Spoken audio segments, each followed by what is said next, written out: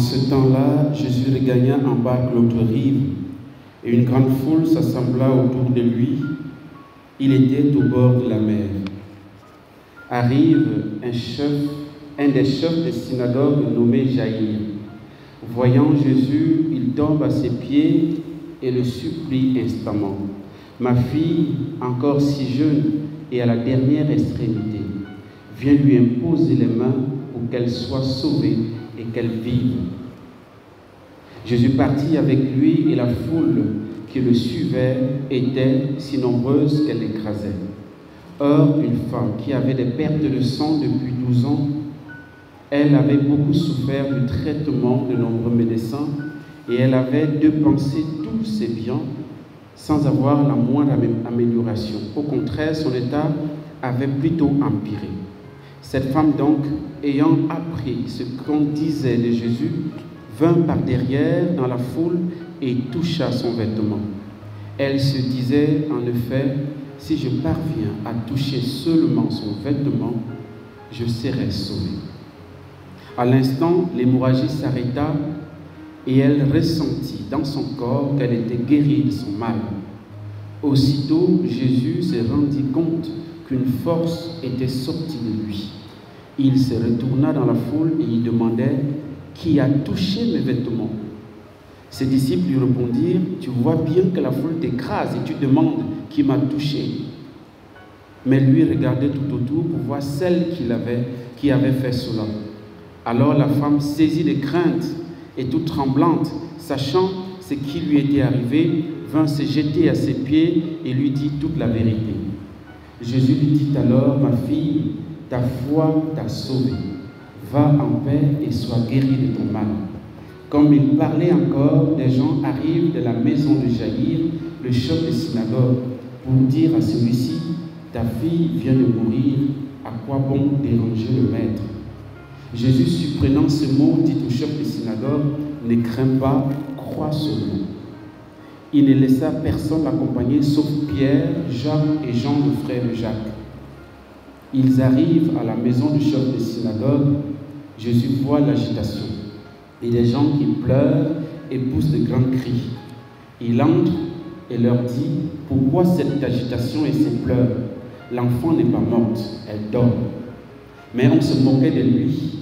Mais il met tout le monde dehors, prend avec lui le père et la mère de l'enfant et ceux qui étaient avec lui. Puis il pénètre là où reposait l'enfant. Il saisit la main de l'enfant et lui dit « Talita koum ». C'est ce qui signifie « Jeune fille, je te le dis, lève-toi ». Aussitôt, la jeune fille se leva et se mit à marcher. Elle avait en effet 12 ans. Ils furent frappés d'une grande stupeur et Jésus leur ordonna fermement de ne le faire savoir à personne. Puis, il leur dit de la faire manger. Acclamons la parole de Dieu. Louange à toi, Seigneur Jésus.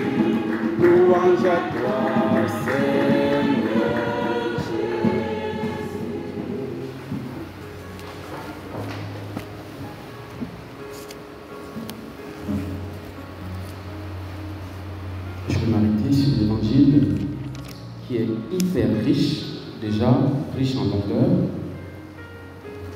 et riche en enseignement.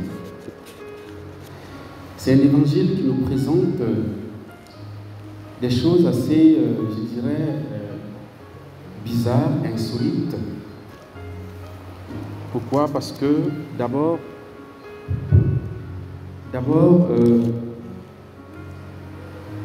Jésus est sollicité par un chef de synagogue pour guérir sa fille qui est malade. Et il a bien dit, ma fille, encore si jeune, est à la dernière extrémité. Autrement dit, la remise. Elle est vers la fin. Et donc, il faut que Jésus fasse vite pour que, voilà, cet enfant revienne à la vie. Donc, l'urgence est signalée. Et Jésus se met en marche pour y aller, guérir cette jeune fille. Seulement, en chemin, il y a une femme qui décide de chercher sa guérison ou alors son salut en touchant l'habit de Jésus, le manteau de Jésus. Parce qu'elle se disait que si j'arrive seulement à toucher son manteau, son habit, je serai guéri. Je ne sais pas d'où lui vient ça. Parce que c'est une femme qui ne connaît pas Jésus.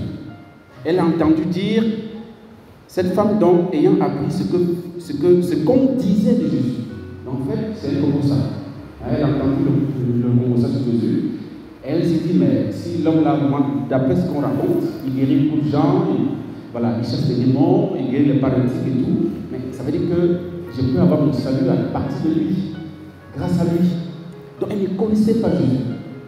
Et donc elle décide de faire une chose que personne n'a fait jusque-là. Parce que ceux qui racontent à cette femme ce que Jésus fait, je pense qu'ils n'ont jamais dit que, en touchant son manteau, on trouve la guérison. Mais tout vient qu'elle s'est dit, mais si je touche seulement son habit, je serai guéri. D'où lui vient ça? Nous allons le voir tout à l'heure. Maintenant, elle s'engage donc à le faire.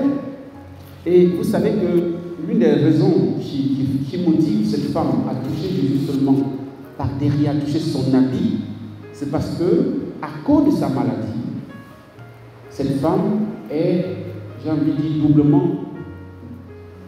malade, ou alors exclue. Elle est comme morte. Pourquoi? Parce qu'elle souffre des saignements permanents qui ne s'arrêtent pas. Et selon la tradition juive, selon la religion juive, lorsque une femme saigne, elle devient impure. Donc elle est comme séparée de la communauté. Elle est exclue de la vie commune avec les autres parce qu'elle est impure. Elle est considérée comme impure. Ça, c'est la première chose. Deuxièmement, c'est une femme qui est brisée sur le plan conjugal. Elle ne peut plus avoir une vie conjugale normale. Troisièmement, elle ne peut plus donner la vie. Parce qu'elle saigne de manière permanente. Et ce qui est curieux, frères et sœurs, c'est que cette femme, ça fait 12 ans qu'elle saigne. Ça veut dire que la jeune fille, nous allons, n'est-ce pas, apprendre à la fin qu'elle a aussi 12 ans. Quel est le lien entre les deux? Mais même s'ils ne sont pas parentés de manière sur le plan familial, il y a un lien mystique qui les lie. Et on a l'impression que ces deux-là ne sont pas faits pour vivre ensemble dans la même société, dans le même monde. Parce qu'au moment où cette jeune fille naît, cette femme commence la maladie. Et elle est exclue de la communauté, elle est exclue d'une vie conjugale normale, elle est exclue de donner la vie. Parce qu'il y a une fille, une autre femme qui est venue en vie. Et donc, cette femme est marginalisée, elle est exclue. Au profit d'une autre femme, une petite évidemment, qui est née à la même année, qui grandit, qui est heureuse, qui est bien, c'est pareil, tout évolue bien. Sauf que, au moment où cette jeune fille qui a 12 ans tombe malade et est presque mourante, c'est là où cette femme a cette idée, en fait, apprend qu'il y a quelqu'un, un homme qui guérit, qui est extraordinaire, et elle décide, n'est-ce pas, d'aller chercher sa guérison. Et elle fait cette démarche. Moi, je pense qu'il y a un lien mystique entre les deux femmes. Hein, celle qui est un peu plus grande et la petite. Parce que c'est un lien mystique, mais assez bizarre. Parce que quand cette femme décide de toucher Jésus, elle obtient la guérison. Qu'est-ce qui se passe? La fille meurt. Puisque quand le chef de la synagogue est venu voir Jésus, la fille n'était pas encore morte. Elle agonisait, elle était à l'extrémité. Mais lorsque cette femme retrouve la santé, autrement dit, elle retrouve la possibilité de réintégrer la communauté, de revivre une vie conjugale normale, de pouvoir donner à nouveau la vie. Cette fillette dit, Niet, je ne peux pas vivre avec toi, je meurs. Et elle est morte. Bon, le micro ne marche pas, je vais essayer de crier. Et donc, cette fille décide de mourir. Et Jésus dit à... Décidément, hein, c'est quoi? Il y a un lien mystique entre les micros là. D'accord. Donc, Jésus dit à cette femme, ma fille, ta foi t'a sauvée, va en paix et sois guérie de ton mal. Et donc, comme il parlait encore, des gens arrivent de la maison de Jaïr, le chef de synagogue, pour dire à celui-ci, ta fille vient de mourir, à quoi bon déranger encore le maître? La femme est guérie et l'autre meurt. C'est quoi le problème entre les deux? Et donc, tout de suite, Jésus intervient. Parce que, souvenez-vous que le maître, enfin le chef de la synagogue est venu voir Jésus depuis pour dire allons-y. Et Jésus était en train de partir quand cette femme l'a retenu en chemin. Et c'est sûr que cet homme devait dire, mais attends, à cause de toi, ma fille est morte.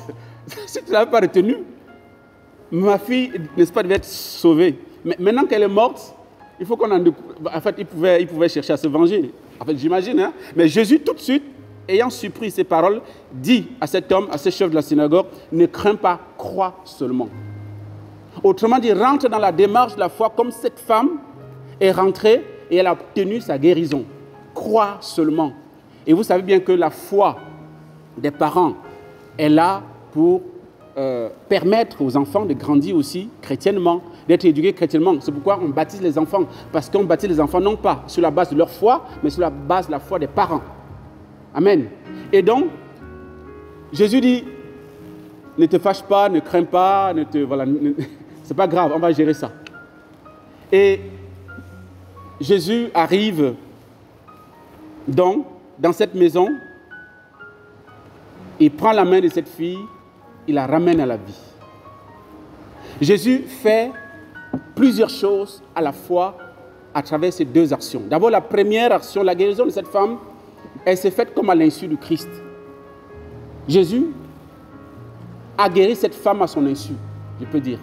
Parce que cette femme vient toucher son habit et il y a une force qui sort d'elle, en fait, de lui, il la guérit. Et Jésus sent bien qu'il y a quelque chose qui est sorti de lui, effectivement.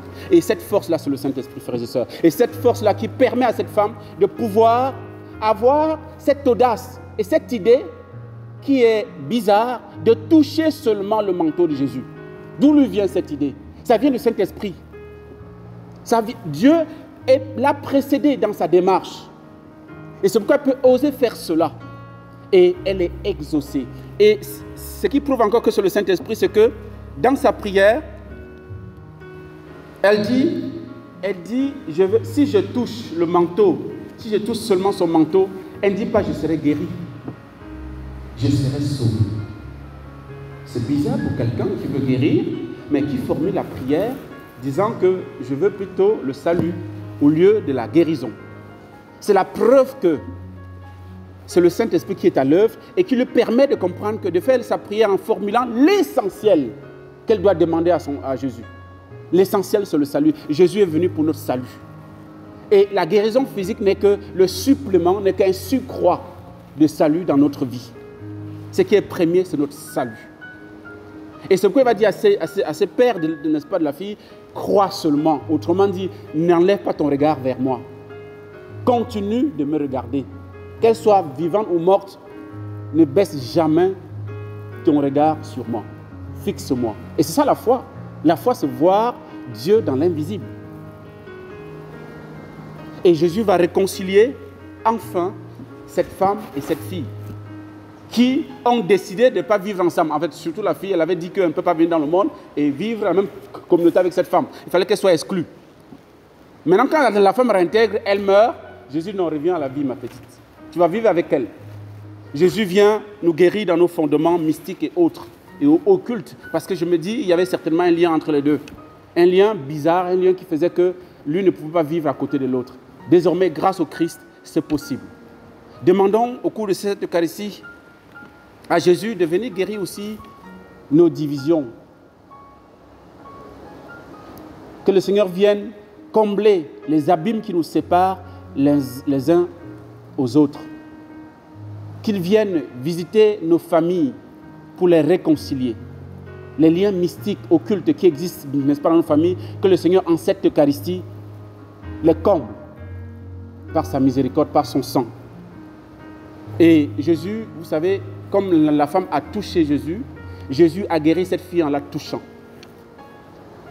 Jésus, à travers chaque Eucharistie, nous invite non seulement à le toucher, mais à le consommer. Donc c'est l'occasion par excellence, et nous sommes bénis par rapport aux contemporains, n'est-ce pas, de Jésus, qui ne pouvait que le toucher, nous avons aujourd'hui la grâce de le consommer, de le recevoir, de faire un avec lui. Donc, c'est l'occasion vraiment de présenter les malades de nos familles et qu'aujourd'hui, à la faveur de cette maison, à la faveur de cette messe, le Seigneur les guérisse et le Seigneur nous réconcilie, n'est-ce pas, les uns les autres, comme il a fait avec cette femme et cette jeune fille. Amen.